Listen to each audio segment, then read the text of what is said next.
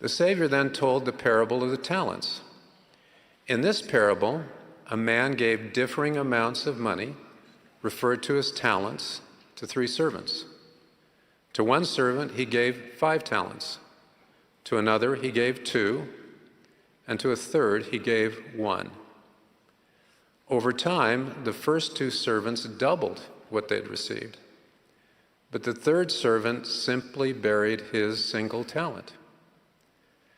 To both servants who had doubled their talents, the man said, "Well done, good and faithful servant.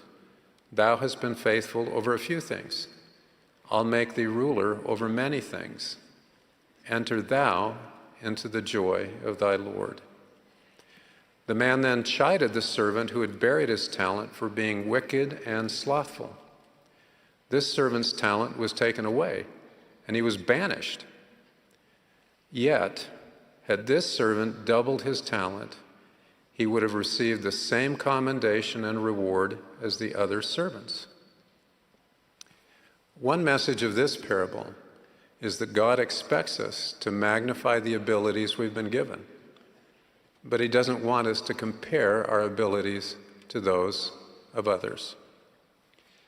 Consider this insight provided by the 18th century Hasidic scholar Zusya of Anipol.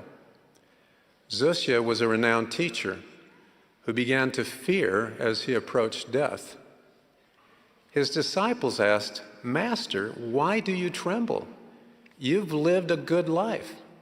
Surely God will grant you a great reward." Zusya said, "If God says to me, 'Zusya, why were you not another Moses?' I will say, 'Because you didn't give me the greatness of soul you gave Moses.' And if I stand before God and he says, 'Zusya, why were you not another Solomon?' I will say, 'Because you didn't give me the wisdom of Solomon.'